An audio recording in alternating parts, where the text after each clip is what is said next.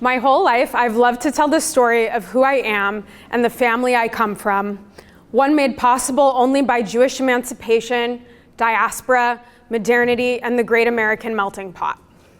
In a single strand of my DNA, you will find one product of an intricate love story between my Litvak yeshiva, Romanian kosher butcher, Sicilian peasant, and Turkish shamash ancestors.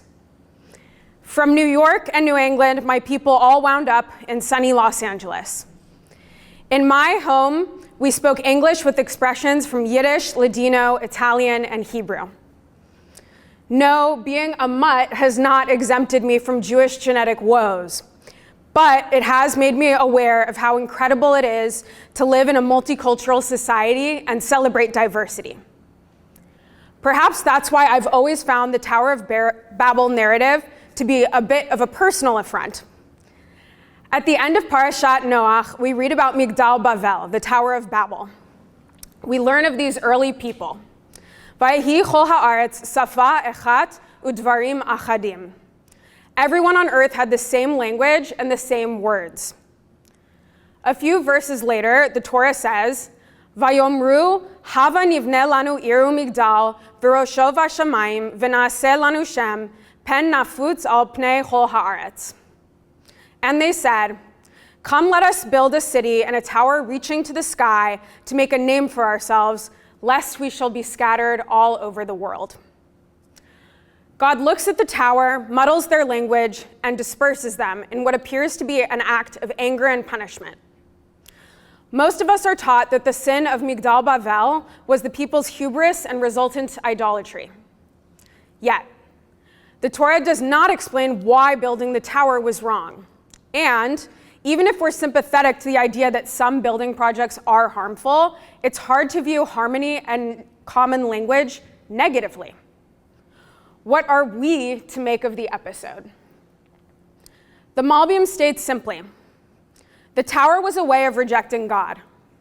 Hizkuni adds, and let us make a name for ourselves, means they sought to elevate themselves above other people and species.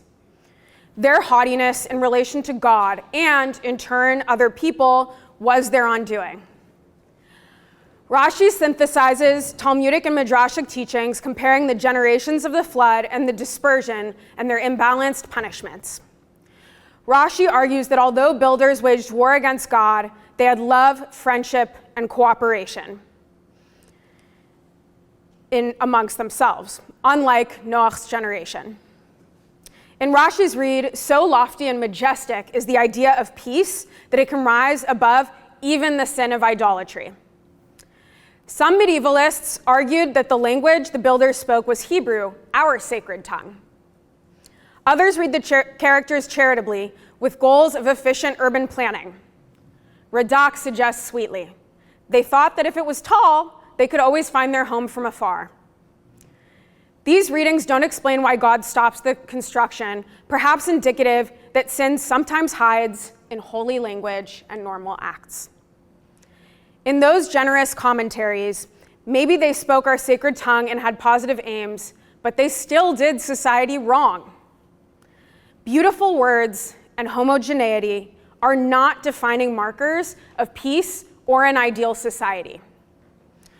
Professor Yeshayahu Leibovich explained, similar to a teaching from Franz Rosenzweig, that one language in the same words isn't about social harmony, but means Nazi-like totalitarianism, monolithicity, and conformism, wherein man is enslaved to ideology and loses the ability to be himself.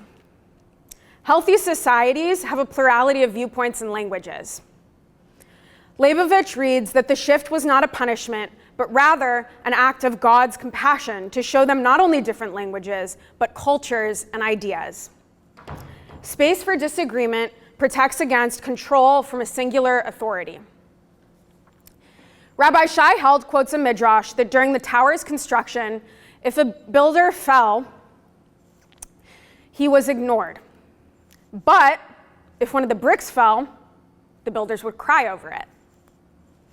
Their obsession with the collective project erased their care for human life. Just 2 chapters after God erased after God establishes a covenant to never destroy humanity again. Held continues, an attempt to root out human individuality is an assault on God. Still, he warns against fetishizing nonconformity, which can translate to narcissism and self-involvement. In celebrating unity without uniformity and individuality without selfishness, we get closer to God. Supremacist ideologies, extremism, and erasure of either shared humanity or difference are a threat to our intimacy with God and each other. Our seminary forefather, Rabbi Abraham Joshua Heschel, taught, religion is a means, not the end. It becomes idolatrous when regarded as an end in itself. Over and above all being stands the Creator. A religious man, he walked the walk. Heschel's civil rights and Vietnam War activism was in partnership and conversation with Christians of various races from around the world. He showed us dogma is powerful, but it isn't everything. And a religion that stands alone as an island is an idol. There have been many calls in response to the war in Gaza or American politics to strive for greater unity in Jewish and civil society. Solidarity is meritorious and belongs in our collective consciousness. And we need to uphold the essence of our Jewish and universal covenant, honoring our similarity by being open to difference. Human progress starts with discourse and stagnates in the silence of complacency. Listening to perspectives that scare us and threaten our ideologies is a hallmark of democracy. The antidote to a political regime that silences dissent and intellectual curiosity is to break the tower with dialogue. Pious expressions of humility separate our dispersed generation from the violent one God drowned in the flood or the hegemonic one God stopped from building the tower. In sacred democracy, we don't cancel ideas we don't like. We ask questions. The silencing of ideas, left or right, has historically marginalized differences and therefore Jews. Without machloket l'shem shamayim, holy-spirited debate, the particles that move of our shared humanity harden into stone idols. We lose what my almost decade in this tall ivory tower has taught me. Questions and opposing ideas sustain the Jewish character of learning. Sometimes this practice is exhausting and frustrating, but the buzz of respectful machloket is the highest ideal of both the academy and the Beit Midrash. As an educator, my favorite students think I'm funny. My second favorite students argue with me. I hope to build learning spaces rooted in the principle that Jewish multivocality and diverse identity are a catalyst for our togetherness. Disparate parts and histories like my own aren't representative of fracture, but of a complex symphony of love, family, and wholeness.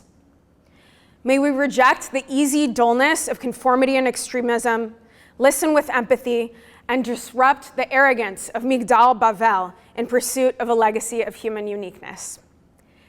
Thank you to the Kadosh Baruch Hu, the donors who enabled me to make it here. List, where I majored in Machloket and Talmud, and Barnard, where I majored in sociology and Unafraid. My big family and our friends for raising me, my patient friends, loyal and supportive classmates, my generous parents and grandparents for nurturing my Jewish education and molding me into everything I am, and my incredible fiance for being a worthy chavruta and holding on to me in everything from CPE to my Israel year to ordination. Thank you to my dogs. I'm glad they made it on the ark. To the dozens of Jewish educators, professors, and professional mentors who have always pushed me toward better work. My students for showing me that the next generation can and will surpass us. And finally, to 3080 Broadway for being the meeting place of the Jewish past, present, and future, and my dear home. Yikadal v'yikadash shemei Rabbah. Be'almad divrach chirutei v'yamlich malchutei b'chayachon uv'yomechon uv'chayei d'chol be'Yisrael b'agalau v'zman kariv v'imru Amen. Yehei shmei Rabbah mevorach le'olam lo me'al maya. Yiparach v'yishtabach v'yipar v'yitramam v'yitnaseh v'yitadar v'yitalev v'yitalal shmei dekudasha b'richu. Le'ela min kol birchata v'shirata, tush bechata v'nechamata, damiran be'alma v'imru, amen. Al Yisrael ve'al Rabbanan ve'al Talmidehon ve'al kol Talmidei Talmidehon ve'al kol man de'askin bo'oraita di ve'atra kadisha haden ve'di b'chol atar ve'atar yehei lahonu lechon shlama rabba china v'chista v'rachamin v'chayin arichin zonei reviche ufor kana min kadam avuhon divishvaya ve'ar'a ve'imru amen. Yehei shlama rabba min shemaya v'chayim aleinu ve'al kol Yisrael ve'imru amen. Oseh shalom bimromav, hu ya'aseh shalom, aleinu ve'al kol Yisrael v'imru, amen. Thanks. Parv snacks and dairy animal crackers.